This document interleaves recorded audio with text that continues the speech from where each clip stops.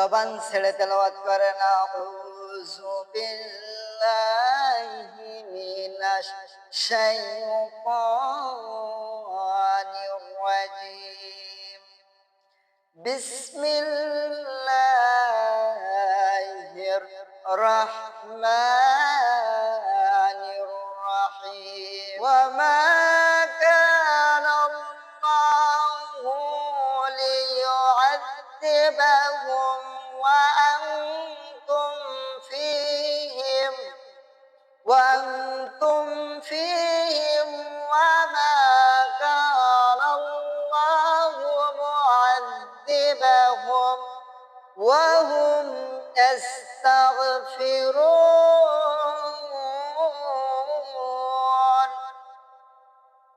صدقت يا ربنا আজকে আমাদের আলোচনার বিষয় হচ্ছে ইস্তিগফার। আল্লাহ তাআলা রব্বুল আলামিন বলেন ওয়া মা কানা আল্লাহু মুআযিবাহুম ওয়া হুম ইস্তাগফিরুন। আল্লাহ তাআলা বলেন হে বান্দা তোমরা আমার আল্লাহ তাআলার কাছে তওবা করো, আমি আল্লাহ তাআলা রব্বুল আলামিন তোমাদের তওবা কবুল করে নেব এবং আল্লাহ তাআলা রব্বুল আলামিন আপনার আমার জীবনের গুনাহকে আল্লাহ তাআলা মাফ করে দিবেন। যে তারা ইস্তিগফার করে আর তিনি তাদেরকে শাস্তি দেবেন না। আল্লাহ তাআলা রব্বুল আলামিন বলছেন যে মানুষ গুনাহ করবে, গুনাহ করতে করতে আপনার আমার গুনাহ, আপনি আমি গুনাহ করতে করতে পাহাড় সমান করে ফেলেছি। আল্লাহ তাআলা ডাক দিয়ে বলছে বান্দারে তোমরা হতাশ হয়ে যেও না, নিরাশ হয়ে যেও না, তোমরা দুঃখ করো না। আমি আল্লাহ তাআলা রব্বুল আলামিন তোমাদেরকে যদি তোমরা তাওবার মতন তাওবা করতে পারো, আমি আল্লাহ তাআলা রব্বুল আলামিন তোমাদেরকে ওই সব গুনাহ মাফ করে দিবে। সব গুনাহ মাফ করে দিয়ে আমি আল্লাহ তাআলা রব্বুল আলামিন তোমাদেরকে মাসুম বানিয়ে দেব। যেমন একটা মায়ের পেট থেকে সন্তান যখন ভূমিষ্ঠ হয়, যখন বের হয়, ওই সন্তানটা যেমন নিষ্পাপ, যদি তোমরা তাওবার মতন তাওবা করতে পারো, আমি আল্লাহ পাক রব্বুল আলামিন তোমাদেরকে ওই রকম নিষ্পাপ বানিয়ে দেব। ভাইরা আমার, যদি আপনি আমি বেশি পরিমাণে ইস্তিগফার পাঠ করি, বেশি পরিমাণে যদি কোনো মানুষ পড়তে পারে আস্তাগফিরুল্লাহ আস্তাগফিরুল্লাহ, যদি কোনো মানুষ অধিক পরিমাণে পড়তে পারে, আমার আল্লাহ তাআলা রব্বুল আলামিন তার জীবনের সব আশা ইনশাআল্লাহ পূর্ণ করে দেবে। তার একটা বাস্তব উদাহরণ শুনেন। তাফসীরে কুরতুবী থেকে বলছি, হযরত হাসান বসরি রাহমাতুল্লাহ আলাইহি লিখেছে, একবার হযরত হাসান বসরি রাহমাতুল্লাহ আলাইহি তিনি বসে আছেন। এমন সময় এক ব্যক্তি এসে জিজ্ঞাসা করলো, হযরত আমি রিজিকের টেনশনে আছি, আমার রিজিকের পেরেশানিতে আমি আছি, এখন কি করব? হযরত হাসান বসরি রাহমাতুল্লাহ আলাইহি তিনি বললেন বেশি পরিমাণে ইস্তিগফার পাঠ করো। এক ব্যক্তি বললেন, হযরত আমার চাকরির সমস্যা, আমি এখন কি করব? চাকরি হচ্ছে না, চাকরি নাই। তিনি বললেন তোমরা বেশি পরিমাণে ইস্তিগফার পাঠ করো। এক ব্যক্তি বললেন, হুজুর আমার শরীরে অনেক সমস্যা, আমি এখন কি করব? তিনি বললেন তোমরা বেশি পরিমাণে ইস্তিগফার পাঠ করো। কিছু সংখ্যক লোক হযরত হাসান বসরি রাহমাতুল্লাহ আলাইহির কাছে চলে আসলেন, বললেন হুজুর আমাদের গ্রামে বৃষ্টি হয় না। হযরত হাসান বসরি রাহমাতুল্লাহ আলাইহি তিনি বললেন তোমরা বেশি পরিমাণে তোমাদের গোত্রের লোক, তোমাদের জনপদের লোক, তোমাদের গ্রামের লোক, তোমরা কিছু সংখ্যক মানুষ তোমরা সবাই মিলে একসাথে তোমরা ইস্তিগফার পড়ো, দেখবে ইনশাআল্লাহ তাআলা রব্বুল আলামিন তোমাদেরকে আল্লাহ তাআলা কিছুদিনের ভিতরে বৃষ্টি দিবেন। হযরত হাসান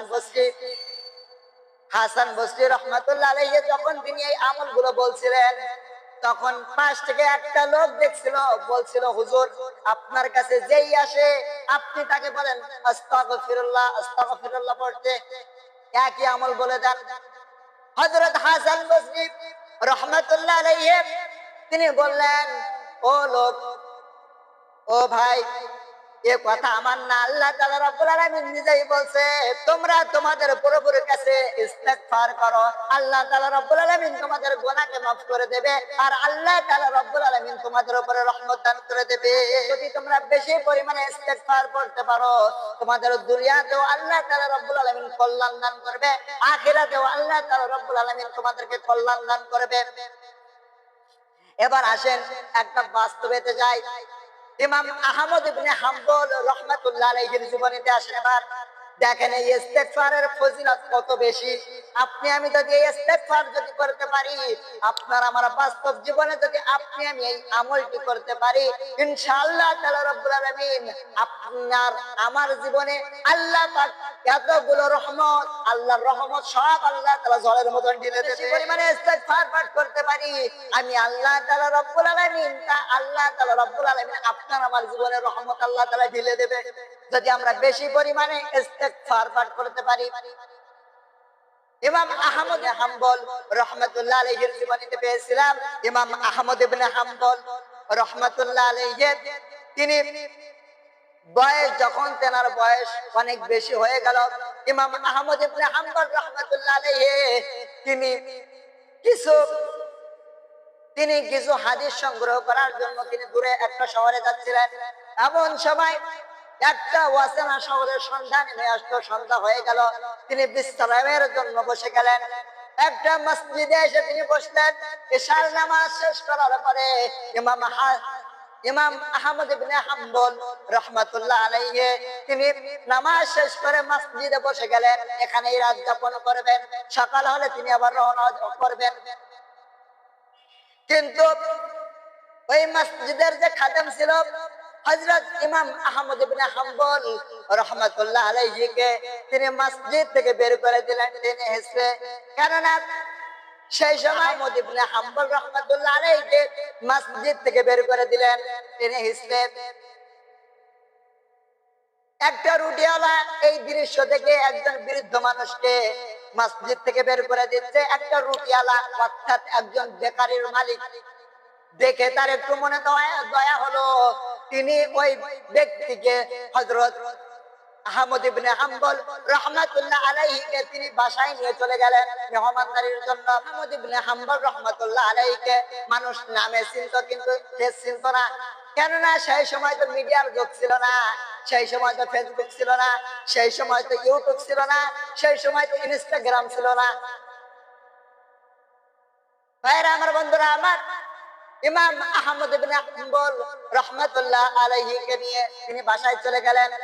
যাওয়ার পরে ইমাম আহমদ ইবনে হাম্বল রাহমাতুল্লাহ আলাইহি তিনি দেখলেন যে ওই মানুষটা কাজ করে আর কাজের ফাঁকে ফাঁকে যেন কিছু একটা করে। ইমাম আহমদ ইবনে হাম্বল রাহমাতুল্লাহ আলাইহি তিনি ডাক দিয়ে বলে, ভাই তুমি যে কাজ করো এই কাজের ফাঁকে ফাঁকে কি করো?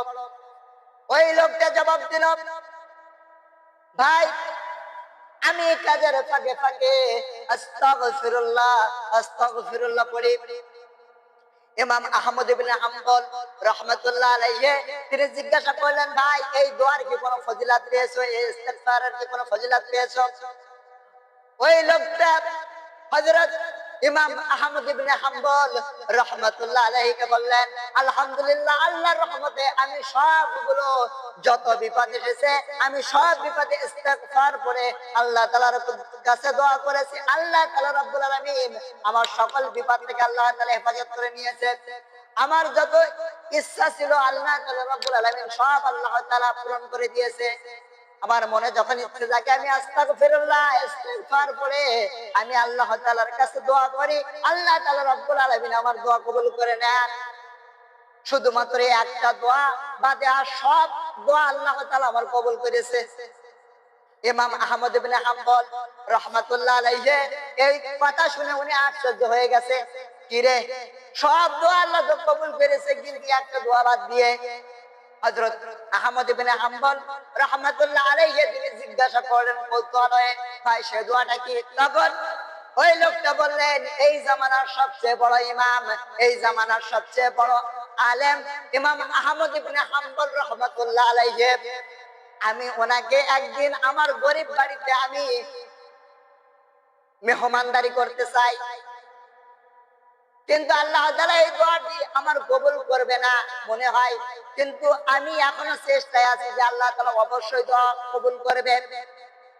এই কথা শোনার পরে হযরত আহমদ ইবনে হাম্বল রাহমাতুল্লাহ আলাইহি ডাক দিয়ে বলে, ও ভাই, যে আসমানের মালিক, জমিনের মালিক, নবমণ্ডল ভূমণ্ডলের মালিক আল্লাহ তাআলা, যার হাতে আমার প্রাণ, সেই আল্লাহ তাআলার কসম, আমি ইমাম আহমদ ইবনে হাম্বল তোমার বাড়ি উপস্থিত হয়েছি।